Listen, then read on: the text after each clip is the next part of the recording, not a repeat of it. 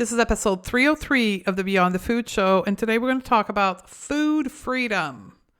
Most particularly, something called the food freedom diet and how it is sold to us as a clickbait to diet culture. Ready? Let's dive into food freedom. Welcome to the Going Beyond the Food Show. I'm Stephanie Dozier, clinical nutritionist and creator of the Going Beyond the Food method. And after a 25-year dieting career that started at the age of 12, I decided to say hell no to diet culture and undiet my life. It is now my mission to help women undiet their life.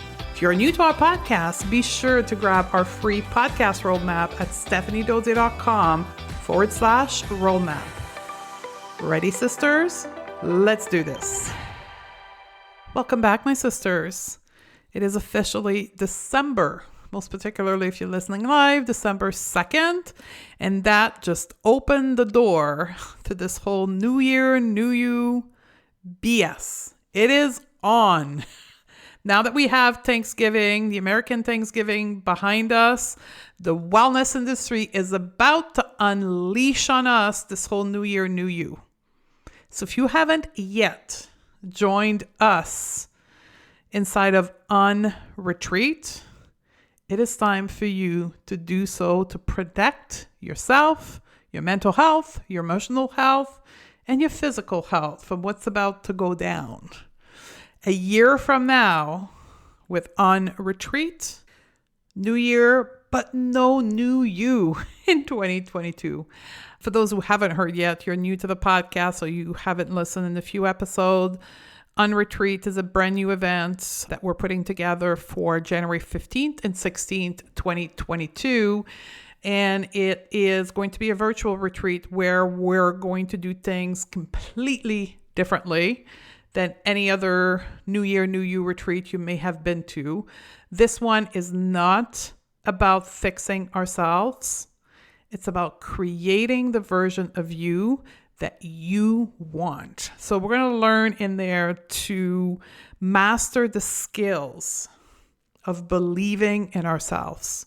And I'm telling you, for having gone through this training myself and now training you, we as women who have been in diet culture, we have no clue how to believe something good about ourselves. So this training, we're going to kick off the retreat with that, is going to be mind-blowing to most of you. Then we're going to have another session on having our own back and learning to be nice to ourselves and support ourselves the same way we support all the other people in our life. We're going to have a special class on how to befriend, how to nurture our nervous system so we can chase the opportunity in our life and working outside of our comfort zone. And this is going to blend so well for the rest of the year you're going to spend with us, because Unretreat comes with a full year of support from me and my team within Undiet Your Life. So you get Unretreat, 2-day virtual retreat, and then a full year inside of my program where you're going to get access to everything. My intuitive eating course, my body image course, mindset, weekly coaching calls, private podcasts, all of the things, plus the 2-day retreats.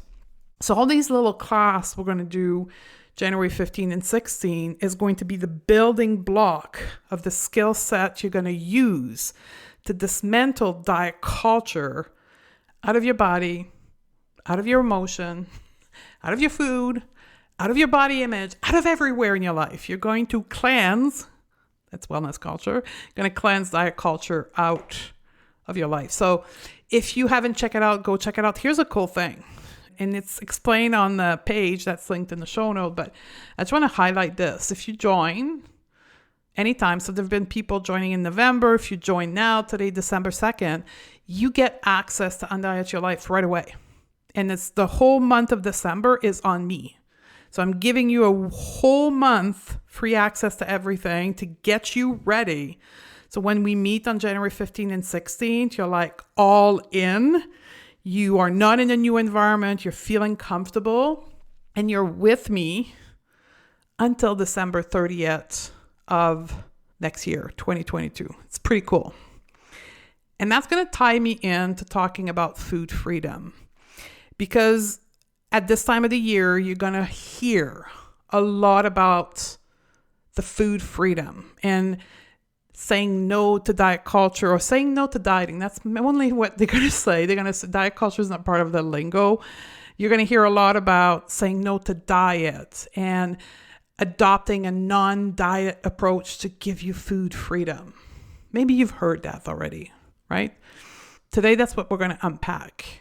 Are those programs, those books, these experts, these influencers, are they really guiding you towards food freedom? Or are they keeping you in diet culture?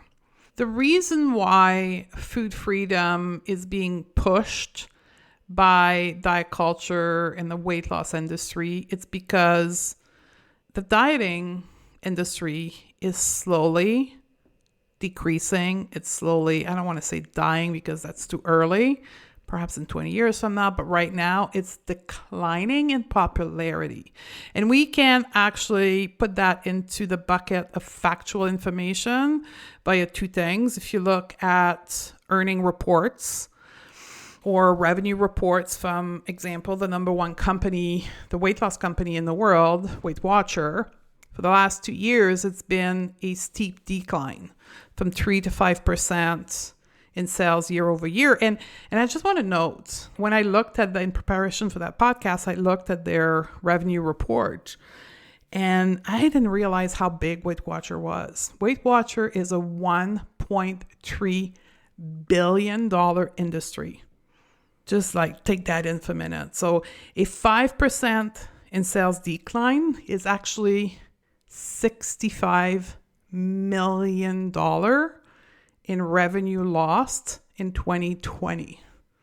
So these corporations, being part of the capitalist system, is not going to let their sales decline. They have to come up with a way of gaining back these sales. And that's how food freedom is being packaged and marketed as the, quote, no diet approach to food. But in fact, it's still diet culture. In the show note, I have attached some screenshot of a tool called Google Trend Report. It's something that I was doing we have another business that trains professional in the concept of undieting your life, intuitive eating and body image and all of that. And I was preparing a presentation for my student and I was looking at the marketing trend. And you can see the declining Google search trend of the term dieting and the upward climb of a term like intuitive eating. So I want you to really be conversant with the food freedom diet. And I'll teach another podcast on January 15th called the wellness diet, because these are two different ways that diet culture is manipulating intuitive eating and body neutrality in order to sell their product. They're co-opting what we do here in the non-diet world, repackaging it in order to continue in their revenue and their sales in their company. So let's dive into the word food freedom, what it means. So very simply for me, food freedom means normal eating. It's like the people who've never dieted in their life, how they engage with food. They just eat, point. They don't question, they don't judge. They just eat food without any consequence. Food freedom is being able to experience the pleasure of food and without any rules. Food freedom is not associating food with the size of your body. Now, food freedom is an innate state for human being. We are free around food until the moment where restriction comes in, right? And I often give this example when I teach about intuitive eating. think of a baby, right? If you've had a baby, if you have tried to feed a baby, you'll put the bottle, the breast in their mouth, and when they're done, there's no forcing a baby into eating. Or conversely, if a baby is hungry, it's going to cry, like, because I need to eat, right? So this relationship, this very free, natural relationship to food is what food freedom is. And it continues in children's life until their family of origin, their parents, interject with rules around food. Finish your plate, eat more, eat less, sugar is bad. Or that they grow up to be teenager and they decide on their own to restrict food. That's when this food freedom is interrupted in the life of a human, is when diet culture comes into their life and mess up their relationship to food.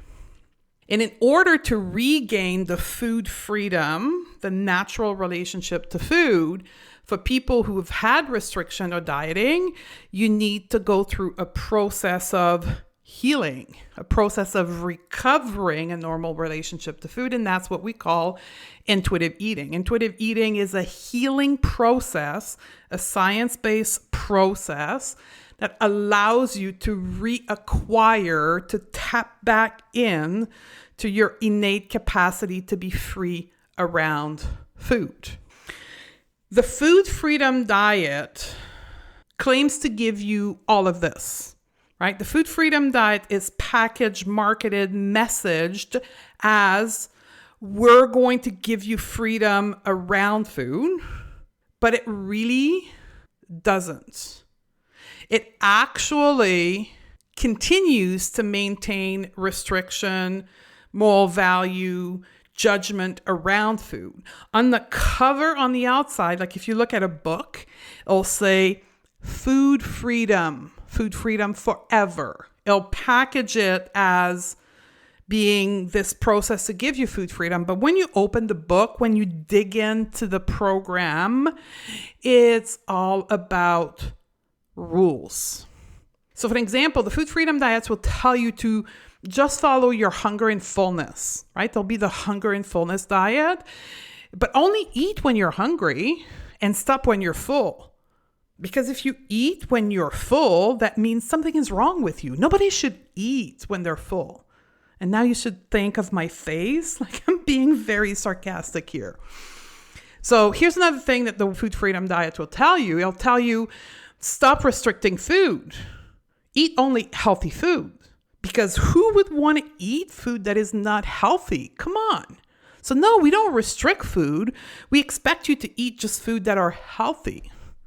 The food freedom diet will tell you in big, bold letter, non-diet, not a diet.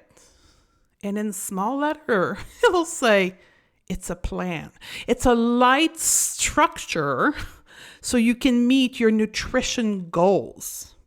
And right below that claim, somewhere around that, there will be a picture of a young, beautiful, thin, white woman drinking a green smoothie. The food freedom diet will tell you that you'll naturally not want to lose weight. And right beside that, there will be a before and after picture of an expert that either lost weight or maintained their beautiful, thin, ideal body. The food freedom diet will tell you it's not a diet, but you will naturally shed the unhealthy weight. Or it'll be a simple weight loss program, effortless. I wish I had a camera on me right now. The food freedom diet will tell you it's not about the food, it's about health. But health comes from food, so you got to eat these foods. Why does the food freedom diet captivate people? Why does it work so well? And I'm going to be honest with you. I got caught in the food freedom diet as I transitioned from dieting to intuitive eating. Like I went through that path of being captivated by it because it solved my two main fear. It promised me that I would not need to restrict food because at that point, I was 38 years old. After 25 years of dieting, I'm like, I'm done. I can't stand restricting food again. I can't imagine being 60 years old and restricting food again. And the Food Freedom Diet promised me that I wouldn't have to restrict food. And most important, it appeased me to say, you will either lose weight or maintain the weight loss. It did not require from me that I confront my fear of fatness. It allowed me to stay in wishful thinking state, to continue to fantasize about being in a smaller body without having to restrict. That's why it captivated me. And I know, for having worked with hundreds of women with the same story as me that have been captivated by this. They came to me because they realized that following this plan of this person got them right back into dieting. Here's another reason why the Food Freedom Diet works so well is because it's politically correct. It allows the system, the structure that it is diet culture, the capitalist industry of weight loss, that it is the hustle culture, the white supremacy. It allows all of this to stay intact. It doesn't challenge the system. It challenges the individual. It makes the person, the things to be fixed, not the system. And the reason or the ways into which the Food Freedom Diet does that is by allowing the individual to not challenge their belief system. So for me, it didn't require of me that I challenge my internalized fat phobia. In fact, it was structured, marketed into a way in which I was encouraged to continue carrying the same belief. Because when you look, if you're on Instagram, for an example, go into the hashtag Food Freedom, and you'll see exactly what I mean. All the influencers, all the food freedom coaches, right? All these mind, body, eating coach, all these people that sell the Food Freedom Diet are all the thin ideal prototype. Right? So when I looked at them, when I bought the book with the image of the person at the top, it subconsciously reassured that part of my brain that was terrified about the idea of gaining weight. So it did not challenge me. It did not trigger that part of my brain. It allowed me to maintain the same belief system. It kept me track in wishful thinking and fantasizing about the thin ideal. And it does that by not challenging the system and putting the blame on the individual. So clearly, in case I didn't make myself clear, it is my opinion that the Food Freedom Diet is not good for any of us because it actually does not provide us with a healing process that will get us back into a normal relationship to food, that will get us back to a place of accepting our body and healing our body image. It doesn't challenge our belief system, and it keeps diet culture alive. And just for that, that is a clear hell no to me. So here's what I'd like to do as we end this podcast. I would like to give you a tool, a way for you to detect the bullshit meter of the Food Freedom Diet. So I'm going to propose to you 5 questions to ask yourself when you're faced with this new program, new book, new thing that sells you food freedom. I want you to be able to say, is that just another diet or is that the real deal? So here's the first question.